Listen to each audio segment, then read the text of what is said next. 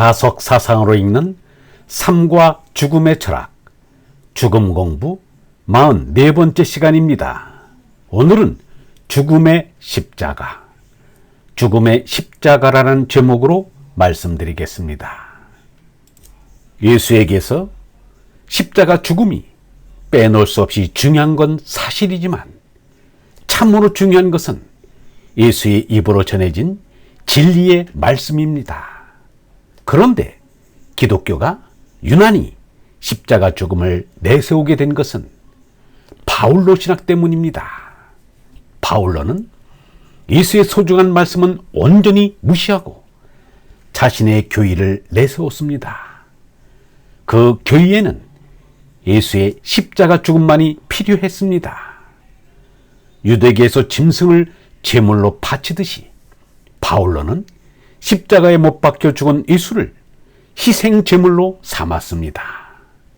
아담과 하와가 저지른 원죄 때문에 하느님과 인간이 원수가 되었는데 예수의 죽음이 이 둘을 화해케 했다는 것입니다. 이른바 예수가 십자가에서 흘린 보혈로 원죄가 대속되었다는 대속의 교의입니다. 아담이 범죄의 경우에는 그 한 사람 때문에 죽음이 군림하게 되었습니다. 그러나 은총의 경우에는 한 사람 예수 그리스도의 공로로 풍성한 은총을 입어 하나님과의 올바른 관계를 거저 얻은 사람들이 생명의 나라에서 왕노릇할 것입니다. 그러니 하나님의 은총의 힘이 얼마나 더 큽니까?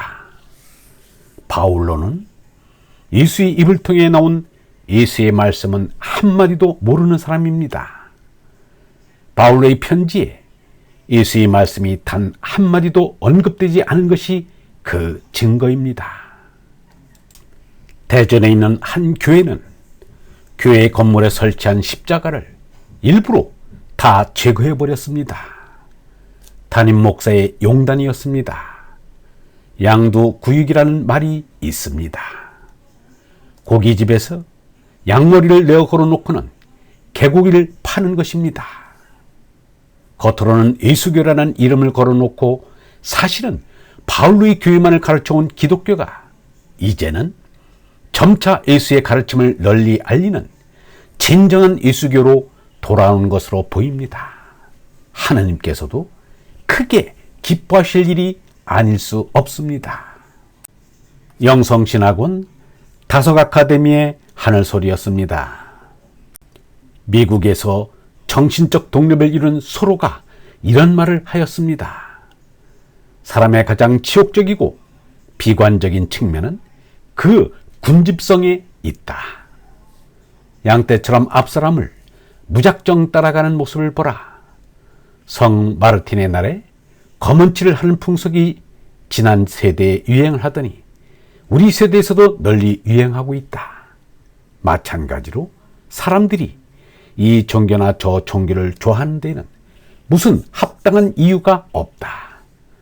오랜 옛날에는 분명 몇몇 종교 모임들이 팽팽한 경쟁을 벌였다.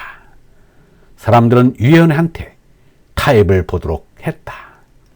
위원회는 무엇을 제거하고 무엇을 믿을 것인가에 합의했다. 아직도 사람들은 그 결정을 힘없이 따르고 있다. 모든 개선을 막는 가장 완강한 반대자는 사람이다.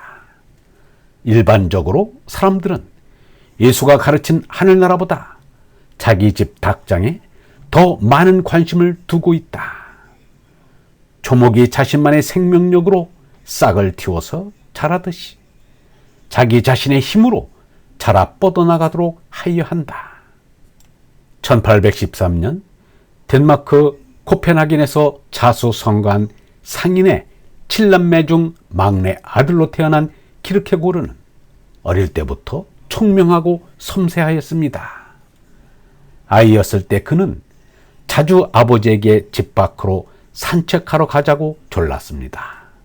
그런데 아들이 졸을 때마다 매번 나갈 수 없는 노릇이라 아버지는 어린 아들의 손을 잡고 방 안을 거닐면서 아이들이 가보고 싶어하는 곳을 말로 풀어줬습니다.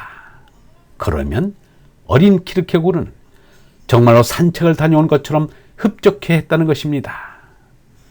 아버지의 설명이 얼마나 훌륭했는지는 모르지만 키르케고르의 상상력이 뛰어났던 것만은 의심할 여지가 없는 것 같습니다. 이토록 예민하고 상상력이 풍부한 소년에게 예수의 십자가상은 엄청난 충격을 주었으리라는 것도 능히 짐작할 수 있습니다.